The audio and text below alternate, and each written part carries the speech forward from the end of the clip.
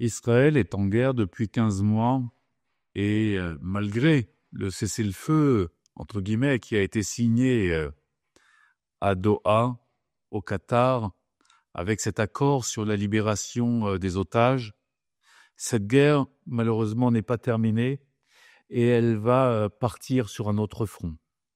C'est-à-dire que après Gaza, après le Liban, Israël est face à un nouveau front, à un nouveau danger qui est en Judée-Samarie. C'est vrai que l'accord qui a été signé à Doha a permis, pour le moment, la libération de ces 3 premiers otages, Romy, Émilie et Doron. Et c'est vrai que nous avons vu beaucoup d'émotions, beaucoup d'exaltation du public israélien.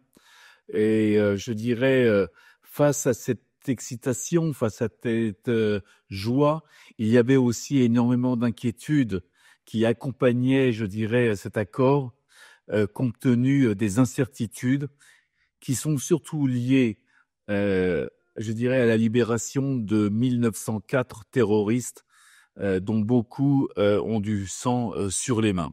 Nous connaissons le prix à payer quand nous libérons des otages. Nous savons très bien ce que nous avons payé le 7 octobre avec des terroristes qui avaient été libérés lors de l'accord Shalit. Et nous connaissons aussi le résultat, je dirais, de ces négociations et de ces accords. Toujours est-il qu'aujourd'hui, beaucoup de ces terroristes qui vont quitter les géoles israéliennes et qui auraient dû y rester vont rejoindre pour certains Gaza, vont rejoindre aussi la Judée-Samarie et vont rejoindre aussi Jérusalem-Est. Alors, tout ça, évidemment, fait que nous ne pouvons pas, je dirais, avoir entièrement confiance en ce qui pourrait se passer, je dirais, dans les jours, dans les semaines qui viennent. Parce que il faut comprendre aussi que la Judée-Samarie et la population palestinienne de Judée-Samarie a complètement changé d'optique. Aujourd'hui, plus de 67% des Arabes de Judée-Samarie sont complètement en phase avec les idées du Hamas, sont complètement en phase avec les massacres qui se sont passés le 7 octobre et aujourd'hui défient concrètement l'autorité palestinienne qui, je dirais, est complètement corrompue et qui n'a pas su tenir ce territoire comme il le fallait, malgré, je dirais, tout ce qu'a pu faire Israël pour pouvoir aider cette autorité palestinienne, je dirais, à maintenir son pouvoir. On voit très bien que aujourd'hui, il y a énormément de terroristes qui ont souvent une double casquette. Le jour, ils font partie de l'autorité palestinienne et le lendemain ou la nuit, ils changent d'habit et revêtent les habits ou du Hamas ou d'une autre mouvance terroriste et perpétuent des attentats contre, je dirais, Tsahal ou contre les forces de sécurité israéliennes ou tout simplement, malheureusement, contre des civils israéliens sur le territoire israélien.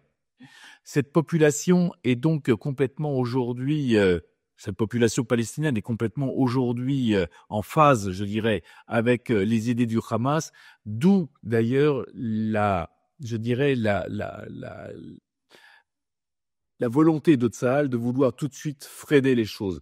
Elles n'ont pas voulu tout de suite freiner les choses aujourd'hui. Je dirais que depuis le 7 octobre, les forces de Tsahal ont, je dirais, combattu toute la mouvance palestinienne terroriste en Judée-Samarie, 24 heures sur 24, 7 jours sur 7, justement pour pas ouvrir un nouveau front, pour éviter qu'il y ait, je dirais, des débordements sur le territoire israélien pendant cette période. Alors derrière tout ça, qui il y a évidemment l'Iran. L'Iran qui, je dirais, a beaucoup perdu lors de ce conflit, qui est aujourd'hui relativement affaibli, je dis bien relativement affaibli, mais qui continue, je dirais, à vouloir alimenter des fronts contre Israël et veut à tout prix alimenter un nouveau front, celui justement de la Judée-Samarie, en, je dirais, aidant à la construction de nouvelles infrastructures terroristes, comme nous les avons vues à Gaza, en entraînant des brigades du Hamas de Judée-Samarie contre les forces de Tsahal, et pour cela Israël va devoir les combattre.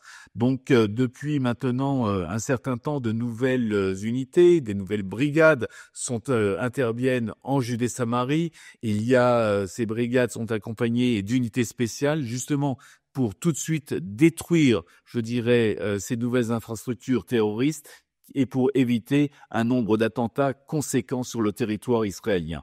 Depuis là, nous allons nous retrouver dans un moment qui est, je dirais, relativement, avec beaucoup de tensions, puisque les musulmans vont avoir leur fête du Ramadan entre fin février et fin mars, et nous savons que ce moment, qui devrait être un moment de fête, est souvent propice pour les jeunes Palestiniens à opérer des attentats meurtriers contre les forces de sécurité israéliennes ou, comme je l'ai dit auparavant, contre des civils israéliens. Toujours est-il que pour le moment, nous sommes face à cette nouvelle problématique. Il va falloir qu'Israël gère cette problématique d'une façon forte, d'une façon, je dirais, ferme, avec une tolérance zéro. Il va falloir montrer que nous n'avons aucune hésitation. Taper les forces terroristes en Judée-Samarie ne remettra pas du tout en cause les accords de cessez-le-feu, que les choses soient claires. Le Hamas de Gaza est pour l'instant dans une phase aussi de reconstruction, mais nous avons besoin de montrer que Israël est déterminé à gérer ce qui se passe en Judée-Samarie et ne pas faire réitérer les mêmes erreurs que nous avons pu avoir avant le 7 octobre.